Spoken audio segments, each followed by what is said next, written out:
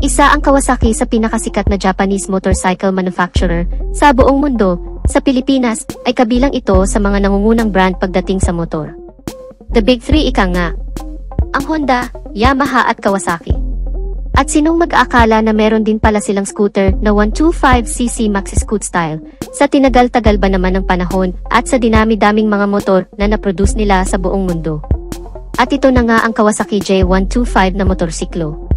Una itong inilabas ng Kawasaki, taong 2016, at simula noon ay wala naman ding masyadong nabago sa motor na ito. Mula sa pagiging simple ang looks, unti-unti itong inimprove ng Kawasaki, at sa ngayon ay meron pa rin itong napakaangas na looks, at kita mo pa rin ang signature ng kulay ng Kawasaki Green, at meron na ding sophisticated at modern na features, mas malaki at mas malapad ito kaunti sa Yamaha NMAX 155. Pero versatile pa rin sa pagsingit-singit sa traffic, sharp at stylish ang overall na design.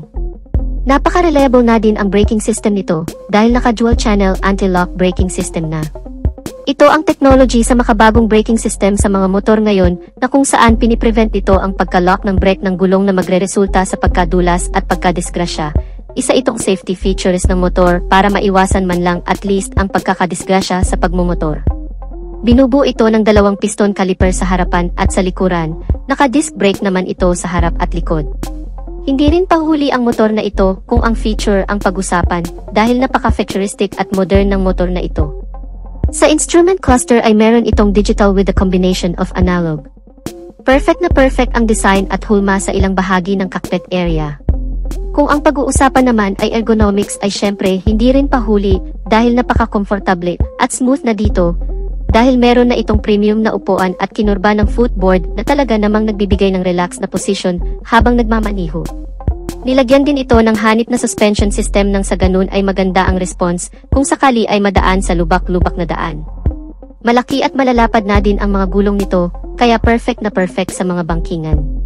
Pagdating naman sa overheating ay worry no more ka na sa motor na ito, dahil naka-liquid cooled na ang cooling system ng makina nito.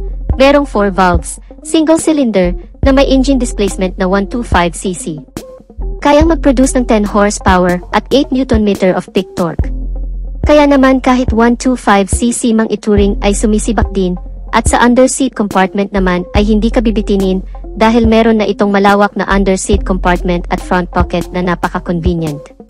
Sa kabuuan kung naghahanap ka ng motor na tamang chill lang ang paggagamitan, 125cc, at may modernized looks na pang maxi style na scooter ay ito ang napakagandang option.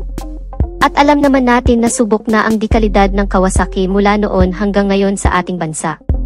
Available pa lang ito sa Taiwan at United Kingdom, at hindi naman imposible na balang araw ay dadalhin din ito ng Kawasaki sa Pilipinas. Anong masasabi niyo mga ka-Wizard Moto? Comment nyo lang sa comment section sa ibaba. At dito na natin tatapusin ang video, huwag kalimutang mag-subscribe, like and share.